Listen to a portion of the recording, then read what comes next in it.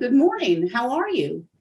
Thank you so much for coming and to our PCSS webinar this morning, recognizing and responding to opioid overdose, safety, and naloxone. My name is Dana Murphy Parker, and I am the president-elect of the International Nurses Society on Addictions.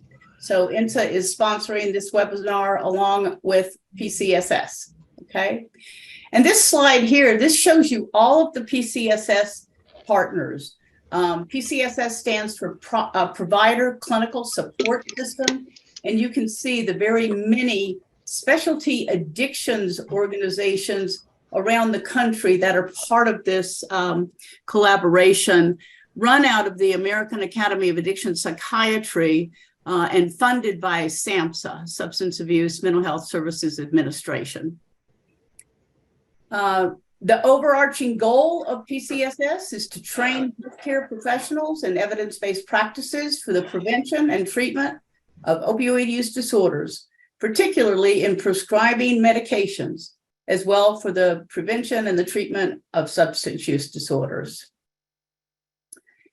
It is a mentoring program. They have a mentoring program. So any of you that even have any questions, the PCSS Mentor Program is designed to offer general information to clinicians about evidence-based clinical practices and prescribing medications for opioid use disorder. PCSS Mentors are a national network of providers with expertise in addictions, pain, evidence-based treatment, including medications for opioid use disorder. A three-tiered approach allows every mentor or mentee relationship to be unique and to be catered to the specific needs of the mentee. And there is no cost. All of the PCSS webinars are free, and most of them are up on the PCSS website. The ones that have been sponsored by the International Nurses Society on Addictions are on the INSA website. There's another offering that if you have a clinical question, a simple way and direct way to receive an answer to your question related to medications for opioid use disorder is to send it to this link down there, and it will provide a prompt response to a simple practice related question. So that's quite a service, because we always have questions, that's for sure. And again, the mission is to educate, train, and mentor. That is the mission of PCSS.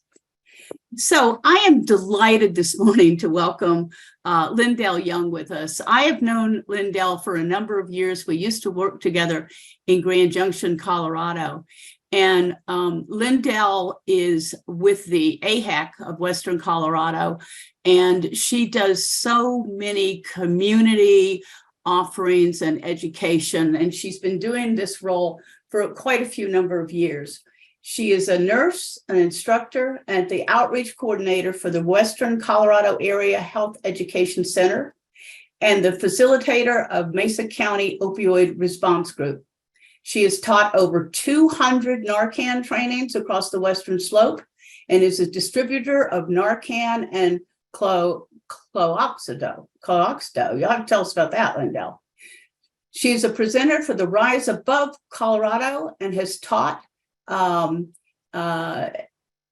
prescribed in high and middle schools across the Colorado region. She is a Western Slope native, and she loves spending time outdoors with her family, hiking and camping. So with that, I would love to help me welcome, please, Lindell Young for this very important webinar that we're about to have. Yeah, thank you so much for having me this morning. This is something that we have worked on, and I have worked on for a long time, and I'm so glad we made it happen. So yeah, my name is Lindell Young. So I'm a nurse and instructor with Western Colorado AHEC. I also facilitate the Mesa County Opioid Response Group, as well as the Delta Montrose Opioid Response Group. That's a group that meets over Zoom 3 times a month. We have a provider and treatment group, which is like doctors, nurse practitioners, pharmacists. We have a recovery group, which is sober living facility people, religious organization, peer counselors, and then a prevention and education group, which is people from the local university, people from local school districts, law enforcement. We meet in these meetings, we try to identify gaps surrounding the opioid crisis and then figure out how to fill those gaps. Some of the ways we do that is community outreach. We do lots in our community to try to educate them, to reduce stigma, to give them the tools to move forward, whatever their audience is. And we do that with outreach tables at everything from like farmers markets to others like safety days, trying to meet people where they are, and then specific events that we advertise that people can come to. We also do a lot in the schools. We implemented opioid awareness weeks in our local schools last school year, where we brought in outside speakers. We had outreach tables for students and for teachers, and lots of activities that during that week to reach students. And then we do the trainings like you guys are going to see kind of today.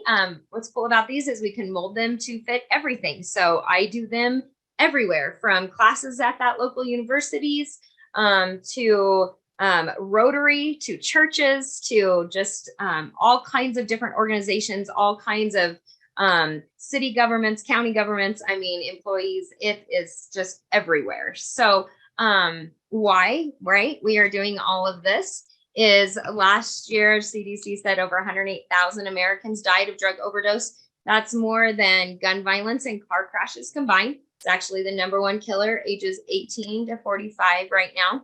We know if we look at some data back in 1999, opioids played a small role in the overall drug death rate. And through the years, opioids have increased, taking over that 50% right there in 2015, 2016. So you can see here from this chart, right, the blue is more like your prescription opioids. And then during that time when fentanyl came on board, how it changed that overall death rate and how it really increased it, right?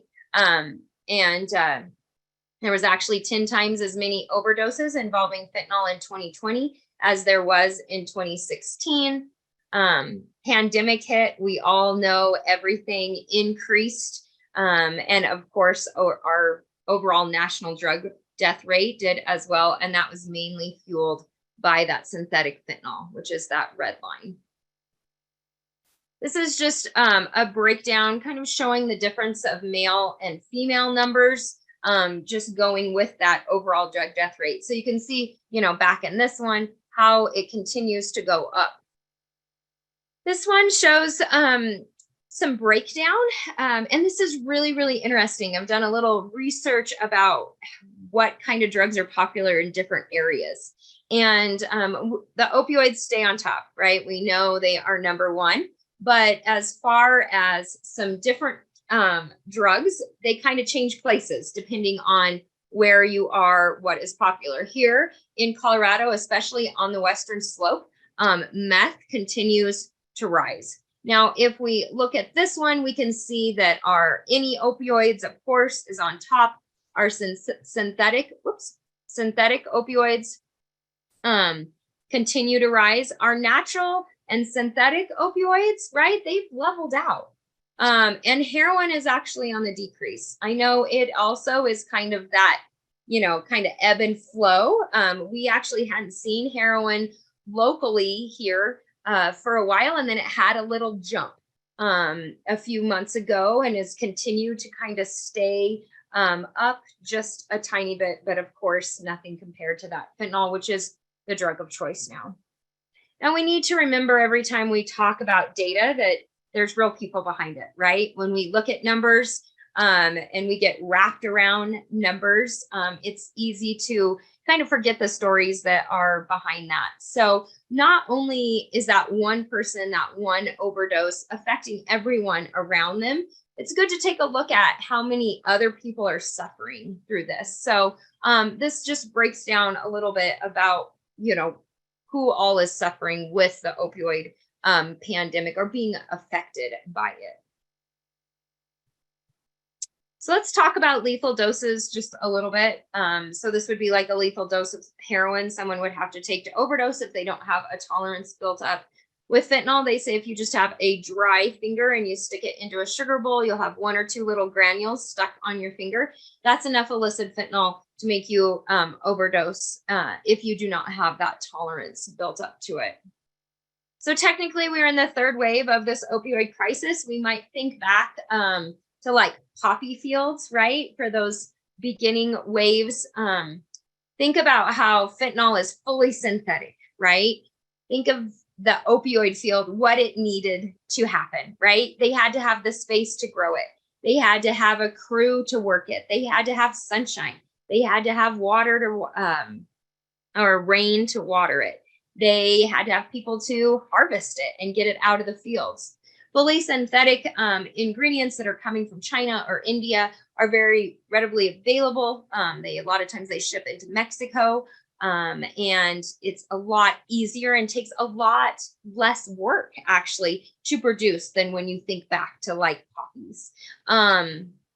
So synthetic fentanyl is about 80 to 100 times stronger than morphine. It's about 50 times stronger than heroin, and it's cheap, right? We're going to talk a little bit more about how it comes in these pressed pills and powders. But we've definitely seen a major increase in it over the few years.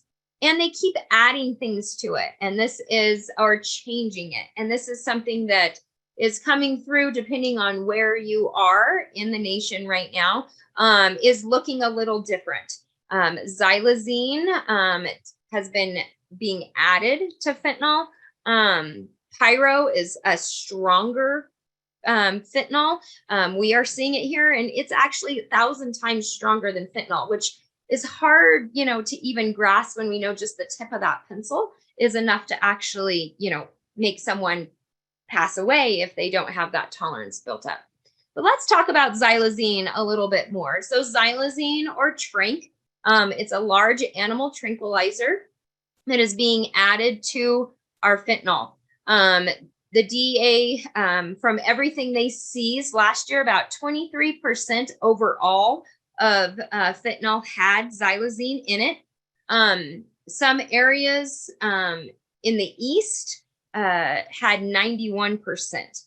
So depending on where you are, you could be seeing this a lot more. They definitely think it is on the rise. It changes the high of fentanyl. So when you think about fentanyl, it is a quick, right, fast high. It's not in, they don't feel it for very long. When you think back to heroin, right, it was a longer, like heavier high. So when people are looking for that different kind of high, xylazine kind of fills that in. So it gives that person that heavier high. It is much longer though. And actually they're finding it to be a lot longer. So people are waking up from this and actually have been out for hours to days and have missed time in there that they don't know what happened. So, yeah, so it was large animal tranquilizer used by vets. It definitely increases the chance of sedation, overdose, and wounds that we're going to talk about a little bit more. Some effects is that prolonged sedation, right? That's the main one. Blurred vision, super dry mouth, low blood pressure, bradycardia, weak reflexes, and disoriented. That's a big one. They're very disoriented on it and very, very sedated. And xylazine is non-opioid, right? So it is not going to work on the opioid receptors in your brain that we're going to talk about. But naloxone is definitely still the drug of choice for rescue medications. So when in doubt, we still give it, even though we know that it's not going to have effect on the xylazine, but it will still have effect of the fentanyl that was in that dose. I mentioned a little bit the wounds of xylazine. The wounds are something that we're asking people to look for. You might see wounds in your patients before you realize that they are doing something with xylazine.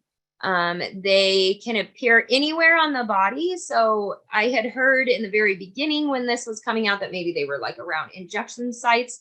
That is not true. They can be anywhere on the body. They are like a necrosis sore. They can look like blisters, small scabs, large ulcers. Mainly it's that dark tissue, that like what you think of necrosis, right? That is not getting blood flow in that area. Another thing to keep in mind is that if your patient has sores that maybe aren't healing, so especially our homeless populations, they always have sores, right? They're always running into something or bumping into something. We need to watch those sores and see if they're healing. Are they getting the blood flow needed to heal? They want to, we need to get on top of it. If they do have a wound, start adding A&D ointment. We don't want to dry it out anymore, so you avoid using alcohol or hydrogen peroxide on the wounds. We want to keep them clean. Bandages. A lot of syringe exchange programs right now are handing out wound care items like A&D ointment and wraps and bandages to try to keep them clean and help with healing. They need to be well hydrated and eat enough while they're doing it, while they're trying to heal these. And then especially don't inject around that area, because of course it's just going to cause more necrosis in that area. So something we, advise people to look out for. The DEA has information on this, especially to like hang up in your offices to let people know that xylazine could be in their fentanyl. And there are xylazine test strips as well. They work exactly the same as fentanyl test strips, except they're green instead of blue. We are seeing those go out a lot more now, nationwide, people testing their fentanyl for xylazine. Okay. If you want more, you can do the QR code on the screen right now, and it'll take you to a website that'll even go a little bit deeper into the effects of xylazine. So let's talk about the pills a little bit. So a lot of times we're seeing fentanyl in fake prescription looking like pills, right? These press pills most of the time look like blues, like in this corner down here, which look exactly like a prescription oxy. They have an M on one side and a 30 on the other. If I held both of them in my hand at the same time, I could not tell the difference of these medications. They can look like Adderalls. They can look like Xanax. We have some in our area that are like an oblong white pill with no markings on them. So they can really kind of take on that look of whatever they want it to make it look like. The powders have no taste, no smell, and they're being added to a lot of our street drugs, our legal drugs that are on the street right now. They're adding it to cocaine and meth. We are seeing some positive tox screens off of people that have smoked marijuana that was bought off the street and not at a dispensary. I am close with someone that runs a methadone clinic. These people, she's seeing people that come in that are doing good, and they really feel like they are getting it from a street marijuana. In our area, we've actually had 5 positive tox screens off of vapes that people used a vape. They had an overdose, sent to the emergency room, and tested positive for fentanyl.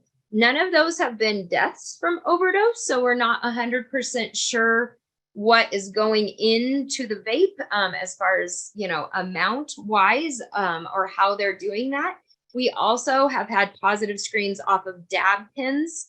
So, especially talking with your youth around you or anyone around you and letting them know that anything that is bought illegally, right, including vape cartridges, have the potential to have anything in them, right? They could have fentanyl in them. And just, being upfront with that knowledge that it is not safe to buy things illegally. Rainbow fentanyl, I'm sure everyone has heard about this. It came across the Port of Nogales August 17th. We actually picked it up here about August 30th. So it was well distributed. If you're out the United States, it's called Skittles. On the street, we definitely feel like this is targeting youth. It has been picked up multiple times being smuggled in candy boxes. LAX got some in Lego boxes, but definitely around that youth, audience, we felt like.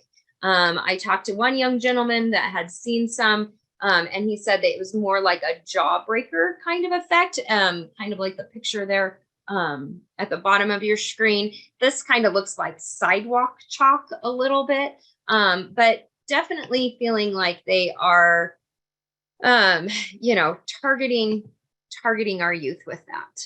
So, all right. I can pause. Any questions on anything so far? Dana, if you see something in the chat, just if you wouldn't mind shouting to me, and I'm more than happy to stop. We will also give time for questions at the end. Okay.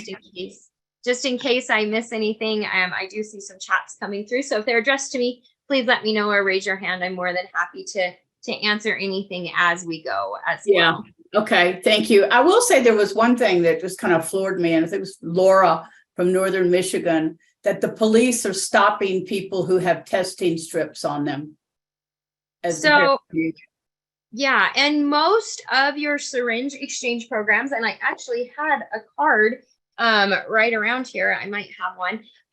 Most of your syringe exchange programs will give the person a card that says that they can carry it. I actually just got one. I toured the local syringe exchange program, and here it is right here. So this is like something that they would have. And on the back of this, it says the card holder is exempt for CRS drug paraphernalia laws. It says which laws: possession of syringe safe injection supplies obtained by Western Colorado Health Network. So it goes through. So something like this is great. I highly recommend, if you work with a syringe exchange program or a harm reduction program in your area, that you look into something like this and make sure that they are handing these out. In our area, we are a more rural area, so we have people coming from a long ways away to access this. I think Colorado Health Network is actually, lots of miles. I'm not going to quote how many miles, but they draw from a huge area. And so they pass these cards out that way when people are traveling or whatever. If they do get pulled over from the police, there's no question, and they just have that with them. So something to keep in mind, Dana, for if you hear that, and if you hear of an area of somewhere where law enforcement is, coming down on people with testing strips. I haven't actually heard just the testing strips, of course, syringes and stuff like that. But if they have this card, they are exempt. Also, if they don't have a card, but if they're a member of the syringe exchange program and they get in trouble and they're registered on Colorado Health Network's books, they will actually write a letter or contact the court to get those charges dropped. So, if they're getting them, and it's hard, right? Because so many people have testing strips now. They're not just, people giving them away, right? A lot of organizations have access to them and are giving them away. So something that definitely, I feel like that's an education thing that we need to get back to our law enforcement to let them know that, that is hopefully not something that happens too much in the future. Yeah. Thanks for bringing that up, though. Okay. Thank you. Yeah. You bet. All right. So let's talk about how they make these pills just a little bit. They actually use Tylenol, mix it with fentanyl to get the blue pills. You can see this pill press, pretty user friendly. Anyone can use it.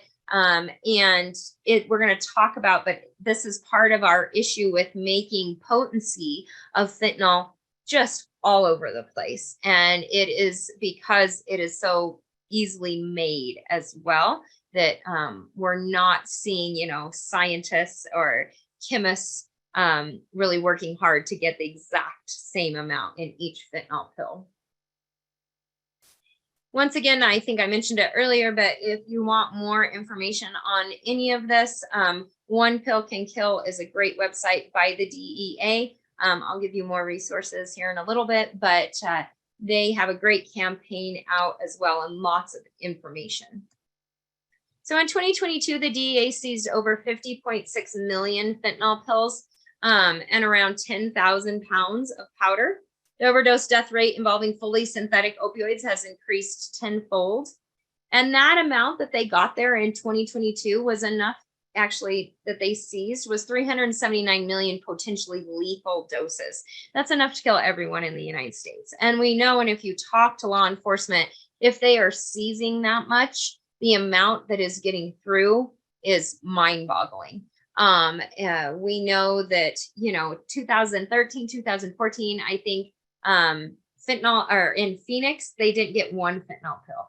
And now, I mean, it's not unheard of to get 100,000 pills in one bust. So as far as supply in the United States, this is readily available to everyone. Small towns, big cities, in jails, and everywhere. It is really gone everywhere. One of the dangers of this is social media. So a lot of times this is being bought off of Snapchat and Instagram. And about 90% of the pills that are sold off social media now are fentanyl press pills. So people go on there maybe looking for an Adderall or a Xanax or an Oxy. Their dealer guarantees them that it is a fentanyl press pill. I mean, that it is a prescription pill, and what they're getting really is a fentanyl press pill. So the big thing with this as well is that a lot of times it is bought with emojis. So you can see here at the bottom edge of your screen that they are communicating almost all through emojis. And even people, our youth, don't even have to reach out to them. The plugs or drug dealers, right, that they're called on social media, will actually reach out to youth now. So they have aneurysms that if your youth looks at certain sites or has certain friends, it'll come up that they might be potential customer, and they will actually reach out to them with certain emojis to try to sell them this. And it can be just delivered right to their house. It can be delivered to bedroom windows, which is pretty crazy. Another thing just on social media, really quick, another resource if you're interested in it. YouTube has a free documentary called Dead on Arrival. It's 20 minutes. It is an amazing documentary. We use it a lot with our youth education, like high schoolers and college-age kids. It comes from the thoughts of parents that have lost their children to accidental fentanyl poisoning. So when everyone, their child thought they were doing something else, and what they got is fentanyl. It is very impactful, and it's free on YouTube. So I highly recommend, show it to your family, show it to your kids, their friends, pass it out. It is a really, really good tool to have. It is very an eye-opening film. It is not a warm, fuzzy film at all. It definitely makes you think. So keeping safe, do not touch any pills, foil, glasses, cases, anything that you think looks suspicious barehanded. Most of us in the medical field don't have a problem with that, right? We put on gloves a lot of the time, don't have a problem with it. If you're talking to people that maybe are in law enforcement, or maybe they're the security guards in your facility, they might not be as used to wearing gloves, right? So we need to encourage people when you're searching backpacks, anything like that. As we know, fentanyl right now, it's not transdermal. That means if it was on the counter, I could pick it up and hold it, but I wouldn't do that. We know there's medications that are transdermal out there, and we're not going to take the chances. We know how fentanyl is changing and being added to. We're not going to take that chance to have anything go through our skin or get any residue on our fingers. Another big thing with residue is the pieces of foil. So most of the time, fentanyl is smoked. They smoke it actually on a square piece of foil. You'll see it like has like kind of a burnt circle in the middle. We just don't want to be touching that either, right? Residue on our fingers. We touch. COVID definitely showed us how much we touch our face, right? Our nose or rub our eyes or something. So just making sure we're keeping our hands clean. We don't want to like open anything that is a baggie of anything, right? We're not wanting to make anything ingestible as far as like breathing it in. If you smell the smell of burning popcorn or the smell of burning rubber, that is usually what it smells like when someone is smoking fentanyl. Now, it's very hard to overdose from someone else smoking fentanyl, but we actually had a local case where someone was smoking fentanyl in the Matt clinic in the employee bathroom. Actually, someone had gone in there, started smoking it. Someone from the waiting room came up, alerted the secretary that someone had been smoking in there, and the secretary went to investigate. After looking at the security footage, we found out that they had been smoking in there for about 23 minutes. So the concentration was very, very high. The secretary opened the door and was exposed to that smoke and had to have medical care afterwards. So just wanting to keep ourselves as safe as possible moving forward with all of this. So what is an opioid? I'm guessing all of you know, right? But natural opioids, semi-synthetics, and then full synthetic, like synthetics with morphine-like action, and that is our fentanyl, right? We talked about those supplies coming from China, fully synthetic, and making it into there. So we actually have these receptors in our brain that are kind of like a golf tee, right? When someone takes an opioid, it comes in and it sits down on it. It's going to block the pain, right? And then it slows down your breathing. So we have more receptors in our brain than we need. So if someone takes more of an opioid and it sits on all those receptors, their breathing is going to slow. They're going to have lack of oxygen to their brain, other vital organs, lose consciousness, go into a coma, and then die. So effects of opioids, well, they're for pain relief, right? But a lot of times when people are taking it, they're looking for that euphoria, right? That out of body kind of experience. This can change with whatever's being added to it, right? Here locally, as I mentioned, we definitely have meth that continues to be on the rise. Most of our actually talk screens that come back from fentanyl overdoses, people have meth on board as well. And so that's going to they kind of take those at the same time to create like a new speedball effect. It's more that up and down with the effect of it. So tolerance develops really, really fast with fentanyl. I was actually at a training with a DEA agent and said he'd never seen anything take over people's lives as fast as fentanyl does. Mm-hmm. People go from using 1 pill to 4 pills to 40 pills a day with just in a few week period. They're only high for about 30 to 90 minutes, but as soon as 15 minutes after that fentanyl leaves their system, they can actually go into really, really bad withdrawal symptoms, like 100 times worse than the flu, really, really bad. So they're actually wanting to use again just to feel normal, to try to get back to that normal state. And we all know, right, the addiction line, right, with our brain waves that once they hit that, they're not even going to get back to that normal. That brain, right, is going to have a new normal line. So the other thing with it is that its potency, right, is all over the place. They actually use a chocolate chip cookie analogy for it. So if I had a chocolate chip cookie and I broke you off a piece and I handed it to you, you might have a chocolate chip in it and you might not. That's the same as fentanyl. It's all over the place. I could actually split a pill, give you half. I could take half. The half I give you might not have anything in it. The half I take could have enough to kill 2 people in it. So it's all over the place. And that's why we're seeing overdoses in really random places, right? Like beside the road, at gas stations, because people cannot wait to get home or to get wherever they're going to use, right? They want to use to get rid of their withdrawal symptoms. But when they use, they have no idea what they're getting. The DEA says now if I had 10 pills, 4 of them could have a lethal dose in them and 2 of them could not have anything. So it's really all over the place with what they're getting. These withdrawal symptoms, combative, disoriented, nausea, vomiting, chills, body aches. They feel horrible. I was actually talking to one girl that had had an overdose and been saved with naloxone.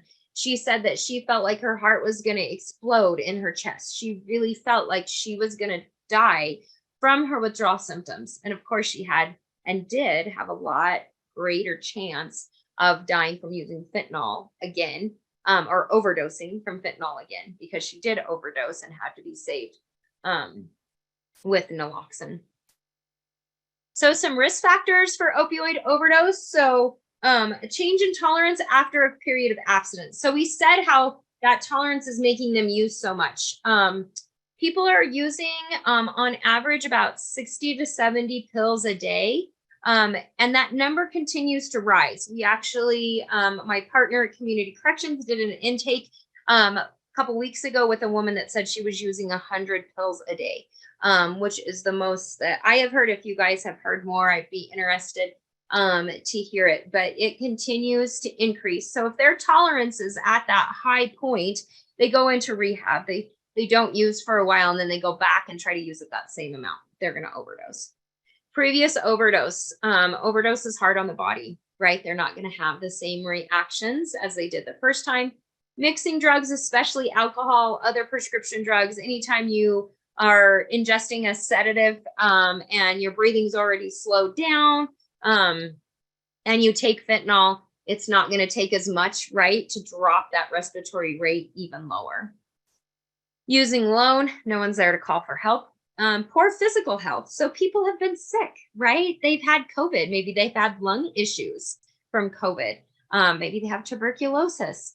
That is going to make it harder for them to come back after an overdose. And then that variation, strength, and content of street drugs, right? We already said how potency is all over the place, right? So they have that. But then also there is that factor of people, and maybe more in our youth, of people that think they're taking some sort of prescription, and what they're getting is actually a fentanyl press pill.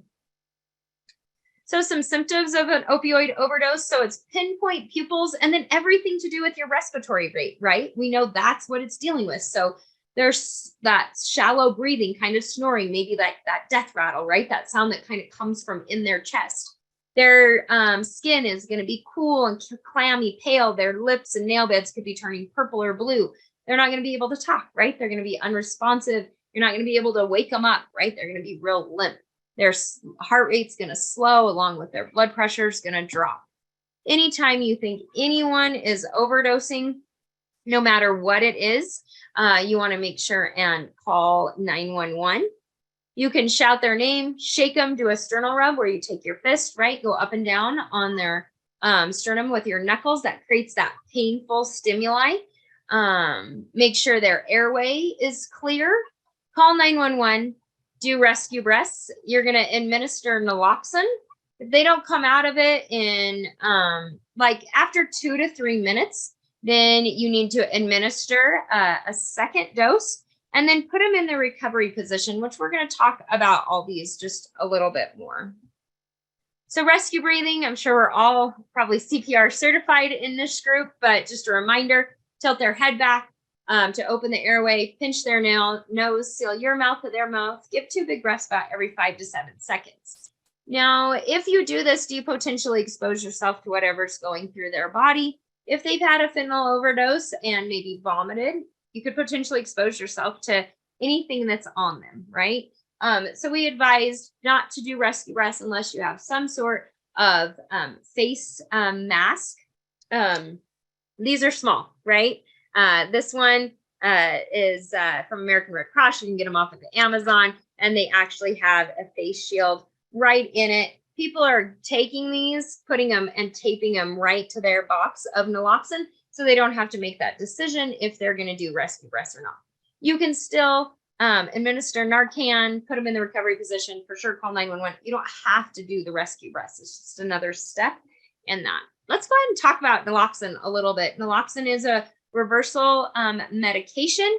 It comes in liquid form.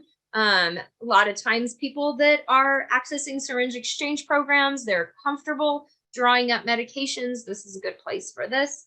It comes in pre-filled syringes. A lot of times the boxes look like this.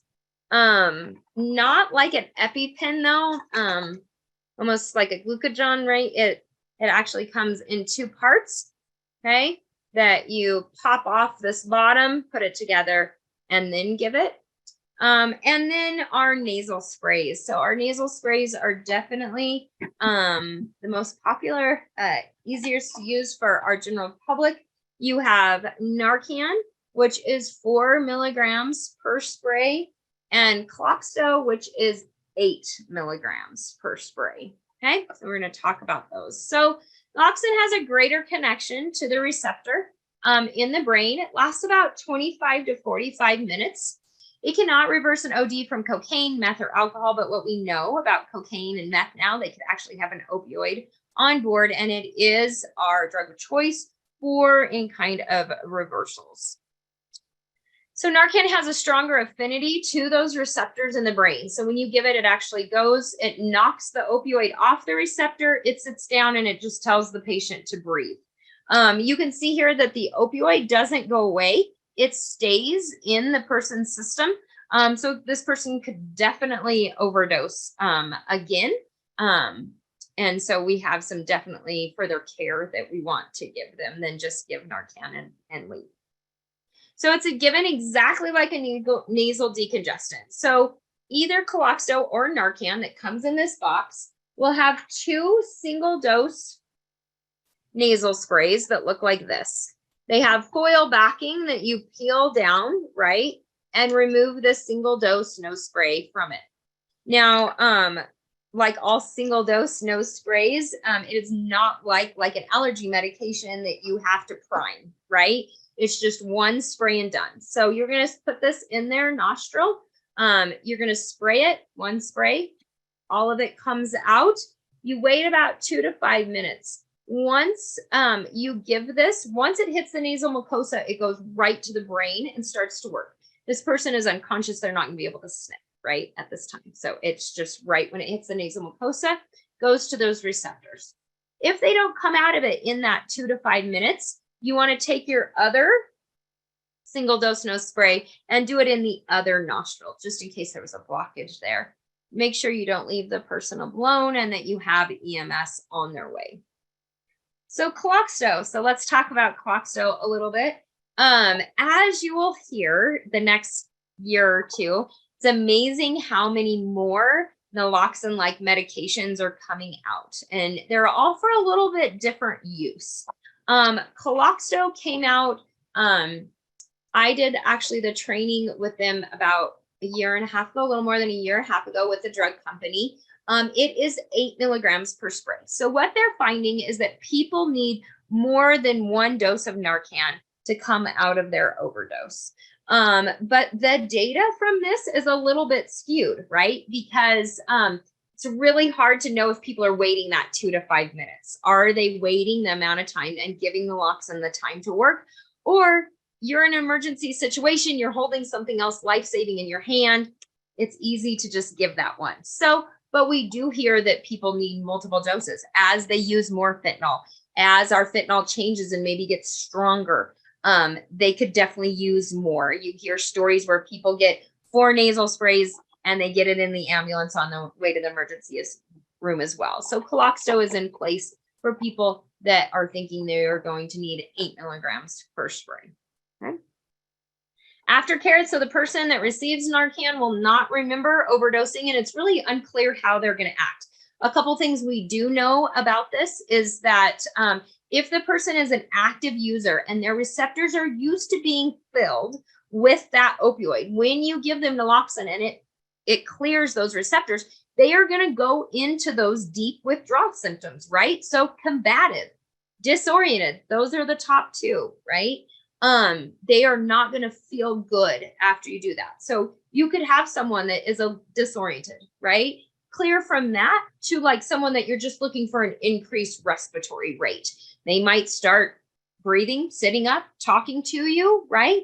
You need to explain what happened. They could overdose again, right? So we're wanting to do a lot of education with them at that point, that they definitely could overdose again. and then put them in the recovery position and wait for EMS to get there. Recovery position, of course, is just laying someone on their side, making sure that we preserve that airway and keep that open if they do vomit. So this is why successful reversals need ongoing medical observation. Naloxone is actually only in the system for a short amount of time. So it is just really giving time for EMS to get there to give further care. Because you can see, obviously, all other opioids are in the system for a lot longer. I just actually was talking to someone from the jail that had given naloxone for a methadone overdose. Someone had saved their methadone, gave it all of, to themselves at the same time. They would come out and then instantly overdose again. And then they would give them naloxone, they'd come out and they'd automatically overdose again. And they did that like 6 times before EMS got there to start an IV.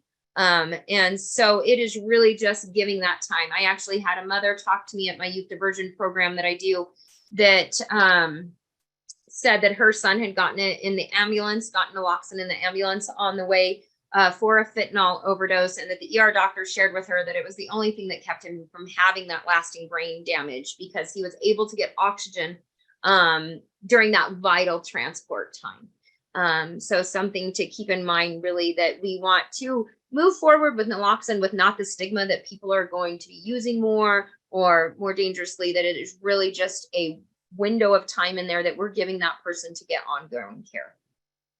Our window for bystander response has really shortened. So when I used to do this for heroin, we used to say like 1 to 3 hours after overdose. With fentanyl, it's 5 to 20 minutes after overdose to cardiac arrest. So big thing behind this is education, right? Educating our patients, our youth, about checking on people. If someone is, passed out at a party, are they breathing okay? Check that person. Are their lips turning purple? All of those things to keep it so we can get that person help faster. So some don't slap them. Don't put them in the shower. Try not to use judgment as you treat the person. Reduce stigma by being aware of how you move forward after an overdose as well. There is an app for this. It's called Opioid Rescue. It's on Android and iPhone. It actually will walk you through an opioid rescue, shows you where to find naloxone, where to find treatment, and you can also report a reversal off of it as well. So can you carry naloxone? So if you are in Colorado, it's a for sure yes. If you're somewhere else, I just recommend that you check your laws. In Colorado, it has been approved as a standing order at a pharmacy since 2017. In April 2023, it was actually okay to be an over-the-counter medication.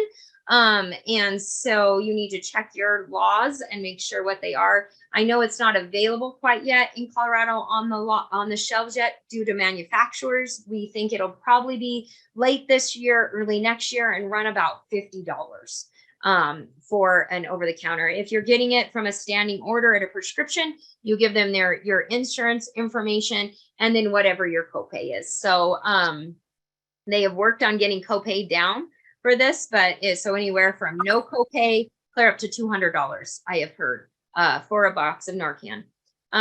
Different states actually have bulk funds. So we actually work off the bulk fund in Colorado, where we are able to provide Narcan, like after we do a training and stuff. So contact your local AHEC or a facility, like maybe the health department in your area, and see as well about bulk funds that you can provide naloxone with. So facts, Narcan is completely safe for everyone, infant, child, elderly, people that are pregnant. What's neat about it is someone could be having a heart attack, or they could have an diabetic emergency, and you can give them naloxone and it's not going to do anything. It's not going to hurt them. Just save your nose spray, give it to EMS when they get there and say you gave it to them. Since they don't have any opioids on board, it is not going to hurt them. Okay. Studies have shown the fact that drug users can have access to Narcan will not postpone their entry into drug treatment. All the ones that I have talked to have actually been very motivated to seek treatment after an overdose. And it really does give you the power to save lives. It's considered harm reduction. We use harm reduction things every day. Another thing of harm reduction is fentanyl test strips. So if you're interested in fentanyl test strips, I say to definitely contact your syringe exchange program or your health department. in your facility. And like I said, now they have Xylazine test strips out as well. They work exactly the same, which that's nice, because these are kind of opposite to me, being in like the regular nursing world than like a lot of test strips we use. They seem opposite, right? Because it's one line for positive and two for negative, but at least Xylazine and the fentanyl test strips are the same. So that's nice that those are exactly the same. Yeah, if you want to learn more about some harm reduction strategies, you can go to Solving SUD, that's Substance Use Disorder, together.org to find more information about that. I also recommend that you check out the Good Samaritan law in your state. A lot of times Good Samaritan laws are in place to protect people that are wanting to take steps to save people's lives. In different states, they have a little bit different laws. So I want to make sure and encourage you to find out what they are in your state. A lot of times they protect actually the responder and the person overdosing from small amounts of drugs, drug paraphernalia. They're not going to protect you if you have a warrant. They're not going to protect you if you call and leave. A lot of times, especially lately, as fentanyl laws go into place, the Good Samaritan law changes a little bit. So right now, if you have enough fentanyl to distribute in Colorado, the Good Samaritan law is not going to protect you if you have that on you at that time. So it's good to try to, do a little research, find it out, and then get the word out to people about the Good Samaritan law. We want to encourage people to call 911. We had a 16-year-old die last fall in my county that she overdosed at a party. Her friends were afraid to call 911. She was alive when they took her home and put her in bed, and she was dead the next morning. So super important to get that word out that we want our youth, especially, or people, to call for help, and that we are doing things there's things in place to help protect them. So lots of resources. Like I said, Lift the Label is an awesome one. Also, One Pill Can Kill. Your state usually has different dashboards. So if you're looking at data, there's always a lot of dashboards that you could look at as well. The Xylazine information is there. It's from Cook County, Illinois. So you can go to actually cdc.gov though and find more information about that as well. And I'd like to answer any questions, or if anyone has any. Thank you guys so much. Wow, Lindell, that was that was absolutely superb and very, very thorough, and such a lot of information. I think everybody would agree with me that Western Colorado is in very good hands with you with your knowledge and education. Just a few things on the website. Latrice had asked, or had answered, I guess. Caitlin had asked, what is the name of the app to help guide through the response to overdose again? And it's then Opioid Rescue. Opioid Rescue. Yep. Right. Okay. It's Opioid Rescue. Okay. And it's orange. So when you get on there and you're looking for what you need to find which one, it is an orange one. So okay.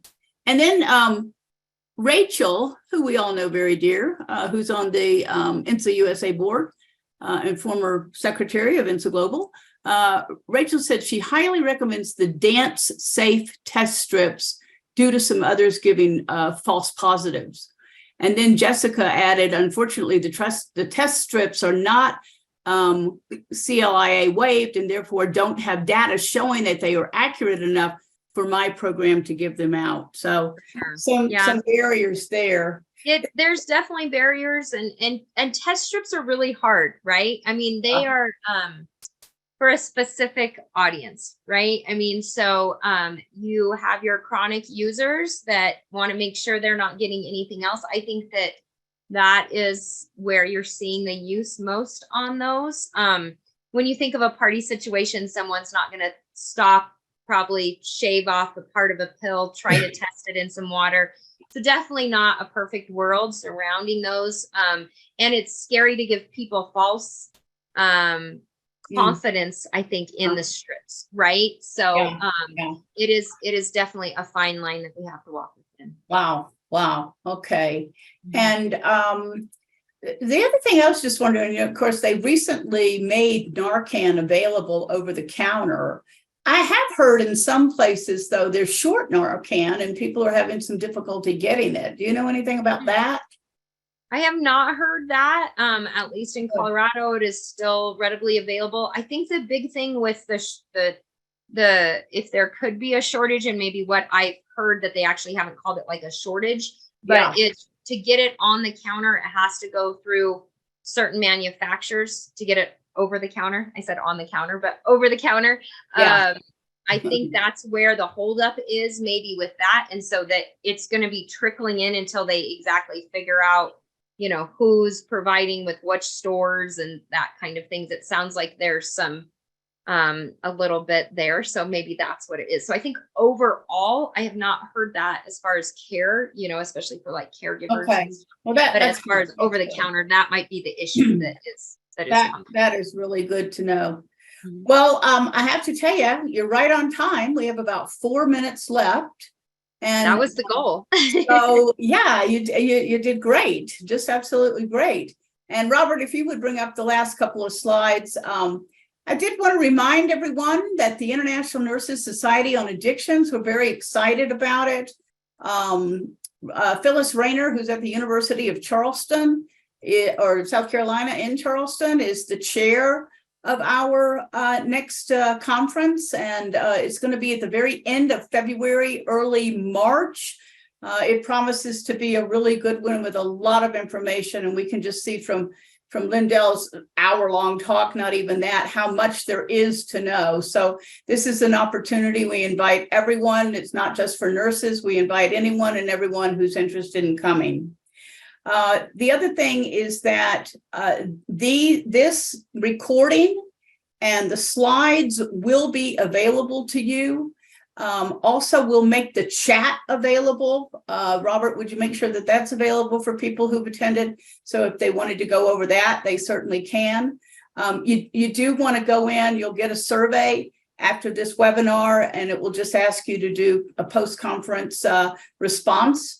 And once you have done that and submitted your response, then you will receive one continuing education if you are a nurse. From the University of California. So these are always good when INSA is sponsoring the webinar for a credit of continuing education. So with that, I just want to thank you. Does anybody have 2 minutes left? Anybody have? Yeah, I was just going to say, I put my email address and my name in the chat. So if someone needs information or has any questions, feel free to reach out and I'll try to find it. And I did see something come through about expiration date on Narcan, and that is true. As all medications, right, there is an expiration date. It's on the top of the box on both Caloxone and Narcan. It doesn't really lose its potency all that much though after it's expired. So that is something to kind of remember. Actually, a lot of places have programs where they take back expired Narcan and get it into hands where it's used a lot quicker because it still stays good. But when you store it, keep in mind, check the temperature gauge, depending on where you live. I definitely say not a great idea to like keep it in the car. So check that. Doesn't like to boil, doesn't like to freeze. So a lot of times a car is not a great idea, but these are pretty small. You can stick them in a backpack or a purse, and then if you need one, you have it. Any last minute questions? Well, some more last minute tips. Let's see. Caitlin is saying over the counter has only been approved through one manufacturer, and that is the brand of Narcan. Last I looked, there is another generic nonprofit manufacturing seeking FDA approval for it, but I guess that's in the works right now. But thank you everyone for attending. Again, this will be, it is recorded and available to you, so please feel free to disseminate. We just, that's part of the mission of INSA is to, disseminate information and the correct information about how you help people who have substance use disorders. So thanks again, Lindell, for this great. Thank you so much for having me. Thank you. You're welcome. I hope everybody has a good rest of the day, and please be safe out there. All right. Okay. Bye-bye now.